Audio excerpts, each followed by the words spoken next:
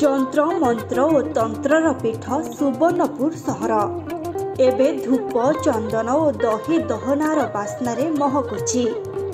ମନ୍ଦିର ମାଳିନୀ ସୁବର୍ଣ୍ଣପୁର ଦେବାଦେବୀ ମଧ୍ୟରେ ଏକ ସ୍ୱତନ୍ତ୍ର ପୀଠ ଭାବେ ବେଶ୍ ଜଣା ମା ଲଙ୍କେଶ୍ୱରୀ। କୁଳୁକୁଳୁ ହୋଇ ବହି ଯାଉଥିବା ମହାନଦୀ ବକ୍ଷରେ ଥିବା ଲଙ୍କେଶ୍ୱରୀ ଗଣ୍ଡର ଚଟାଣ ଉପରେ ପୂଜା ପାଉଛନ୍ତି ମା ଲଙ୍କେଶ୍ୱରୀ। କୈବର୍ତ୍ତ ସମାଜର ଇଷ୍ଟଦେବୀ ଭାବେ ମା ଲଙ୍କେଶ୍ୱରୀଙ୍କ ବେଶ ପରିଚୟ ରହିଛି। ମହାନଦୀ ବକ୍ଷରେ ଥିବା ଏହି ମାଙ୍କ ମନ୍ଦିରକୁ ମହାନଦୀ କୂଳରୁ ଦେଖିଲେ ବେଶ୍ ମନୋରମ ଲାଗେ ଓ ଆଶ୍ଚର୍ଯ୍ୟ ଲାଗେ। ମନରେ ପ୍ରଶ୍ନ ଉଠେ, ଯେତେ ବନ୍ୟା ବଢ଼ିପାଣି ଆସିଲେ ମଧ୍ୟ ମାଙ୍କ ମନ୍ଦିରର କିଛି କ୍ଷତି କରିପାରେ ନାହିଁ। ଦଶହରା ନବରାତ୍ରିରେ ମଧ୍ୟ ମାଙ୍କର ସ୍ୱତନ୍ତ୍ର ପୂଜା ଓ ମହାଆଳତି ହୁଏ। ଚଳିତ ବର୍ଷ ମହାନଦୀରେ ଦୁଇ କୂଳ ଖାଇ ବନ୍ୟା ପ୍ରବାହିତ ହୋଇଥିଲେ ମଧ୍ୟ ଏହି ଆଳତି ଚାଲିଛି। माँ लंकेश्वरी आलती देखिक बहुत भल लगुचे। बन्या भितरे पानी भितरे पूरा आलती कराऊे, बहुत निरा ढंगर कराऊे। से लगी बहुत भल लगुचे आमको देखी आसिक। माँ सब मनस्कामना भी पूरण करसन। जय माँ लंकेश्वरी। माँ को देखा आम आसीलु ये पानी भी आलती हो बहुत खुशी लगुच। सब एत भक्तजन भी आसुँच सब देखिकी नदी में बढ़ी आसले भी केते सुंदर आलती होचे। माँ को 9 दिन जाक आम बहुत खुशी लगुच। माँ को जहाँ मागिले भी माँ सब आमको मनस्कामना पूर्ण करसन। सब वर्ष भी होचे ये नवरात्र जाक। आ लंकेश्वरी मार केते खुशी आ केते ये आशीर्वाद रविवार आम सब वर्ष आसिक देखुच। आम बहुत खुशी लगुच। दशहरा रे माँ को मंगल आलती हुए। एही आलती महालया ठारू आरंभ होई दशहरा पूजा पर्यंत 10 दिन धरी हुए। विगत 5 वर्ष हेब माँ लंकेश्वरी पूजा कमिटी और भक्त माने लंकेश्वरी को तेंतुली घाट नदी कूल आलती करी माँ का आशीर्वाद लाभ करती।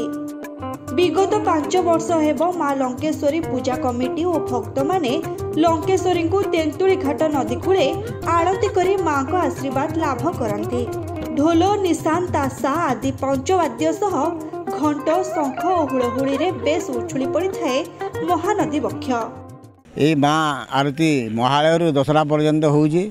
आउ बन्या सत्वे भी एते बन्या बात्यार होबार सत्वे भी आम ये क्रियानुष्ठान कमिटी तरफ आम ये आरती आरंभ करूँ। बहुत दूर दूरांतर लोक आसिक एनु सानिध्य लाभ करी माँ मनु बहुत बड़ पाइकरी जाऊन। रोग दुख सुख सब क्लीयर होउची। से बहुत आरती भीड़ होउची।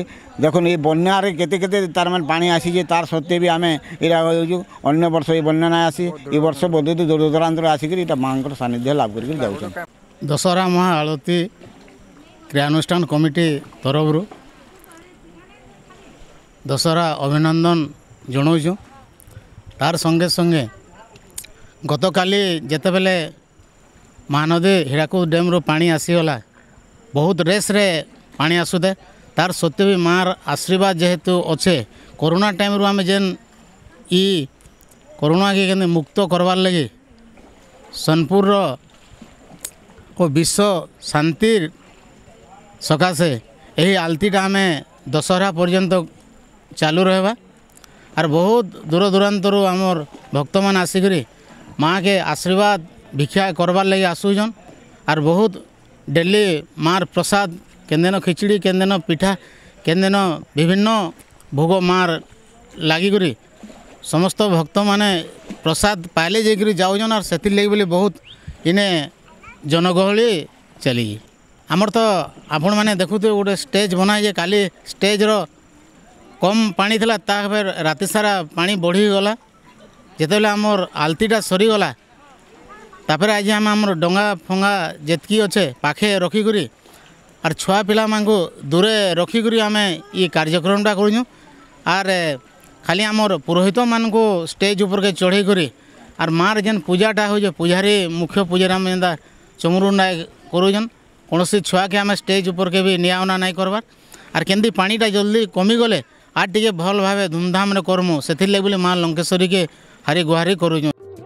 ଯନ୍ତ୍ର ମନ୍ତ୍ର ଓ ତନ୍ତ୍ରର ପୀଠ ସୁବର୍ଣ୍ଣପୁର ଐତିହ୍ୟ ଯେତିକି ପୁରୁଣା ସେତିକି ନିଆରା।